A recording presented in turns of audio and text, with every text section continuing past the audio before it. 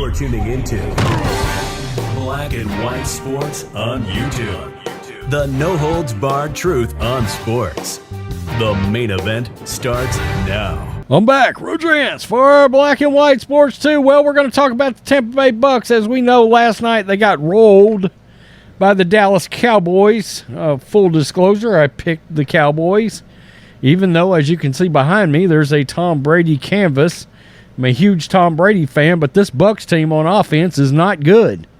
It's not, and it looks like per JoeBucksFan.com and PewterReport.com that there are coaching changes on the way in Tampa Bay. Most notably, Byron Leftwich looks like he's going to get his ass fired. Now, if you're a Steelers fan, I don't know how you feel about that, because word has it that the moment he's fired, Mike Tomlin's going to hire him as the OC up in Pittsburgh. Okay. I mean, I don't know. Why. I'm not sure why you would watch this dumpster fire and do this. Although, I will say this. Man, they lost a bunch of talent. I mean, we've got to understand. This team was nowhere close to the Super Bowl team. It wasn't, or even last year's team. So, let's get to this. This move has been anticipated by Pewter Report for some time. Look, they're reporting that it almost happened during the year. The Bucs offense generated 386 yards against Dallas, but only ran the ball for 52 yards as Tampa Bay fell behind early and trailed 18-0 at half. More importantly, the Bucs offense produced only 14 points after trailing Dallas 24-0 in the third. Tampa Bay won the NFC South despite averaging just 18.4 points per game in the regular season, which is the lowest in the division. Todd Bowles, who will return as the Bucs coach in 2023, inherited Bruce Arians' coaching staff when he stepped down on March 30 and named Tampa Bay's defensive coordinator as his replacement. Now, Bowles will have a chance to make a change at play caller after the Bucs' offensive rank of 25th in the NFL in scoring. Good God. Bucs points per game fell mightily under Leftwich. Leftwich has been the team's play caller since 2019 when he worked with quarterback Jameis Winston. Tom Brady replaced Winston in 2020, helped lead the Buccaneers to a Super Bowl win, averaged 30.8 points per game in 2020, which averaged second in the league. Last year, the Bucs offense averaged 29.9 points per and ranked second in the NFL. The Bucs went 13-4, won the NFC South, but the team's scoring has fallen by nearly 2 touchdowns per game as the offense has seen a reduction in talent in 2022. Look, no mistaking, this team is way down on talent. Pro Bowl guard Ali Marpet and future Hall of Fame tight end Rob Gronkowski, they both retired. Pro Bowl center Ryan Jensen injured his knee on the second day of training camp.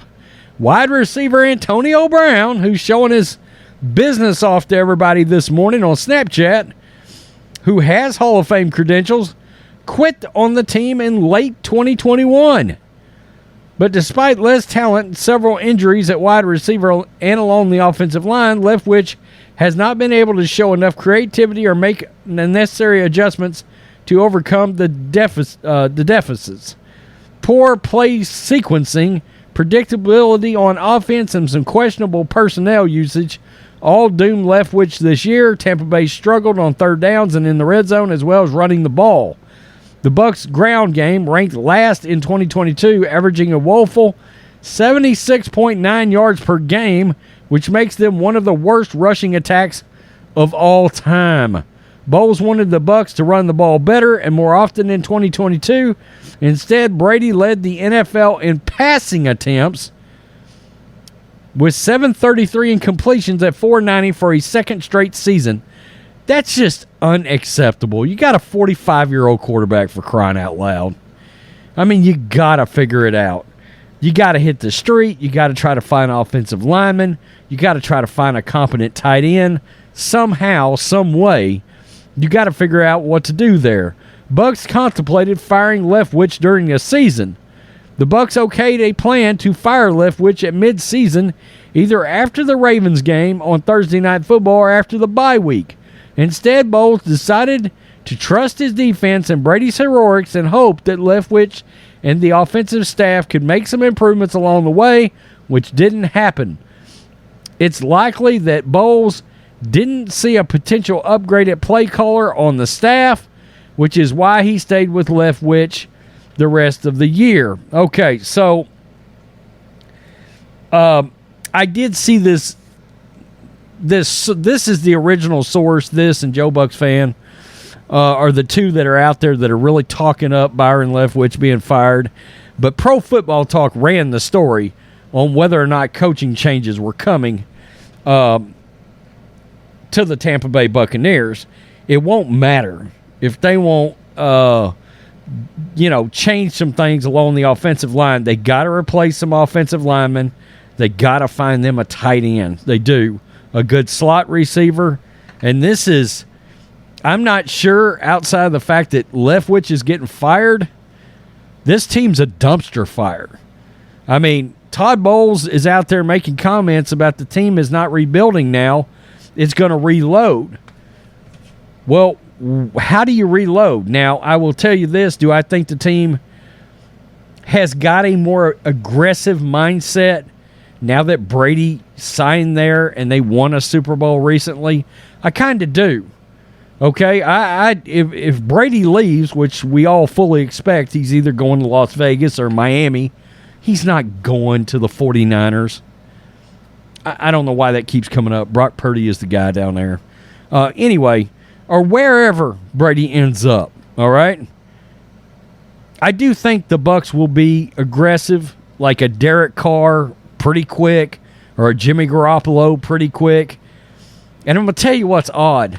I almost feel like Garoppolo or somebody might have had this team looking a little better. Maybe they could have done some more bootlegs or rollouts because the movement from a different quarterback might have been a little better than Brady. I don't know.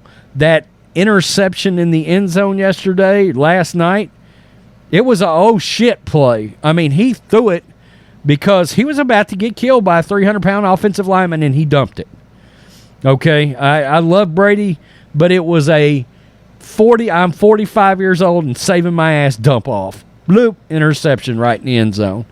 And you go back, you watch it, he was about to get murdered if he hadn't thrown that ball. And he's just not going to do that. He's been doing those kind of little dump-offs and things to keep from getting hit since back 3 or 4 years before he left New England. That's not new. I'm not faulting him for it either, but I am being honest, all right? The question is, who do they bring in as offensive coordinator? And how badly does Byron Leftwich wish he would have said, you know what, I'm good with Trent Baalke and taking that Jacksonville Jaguars job now, because he won't be getting a head coaching job now. It may be years before he even gets another shot.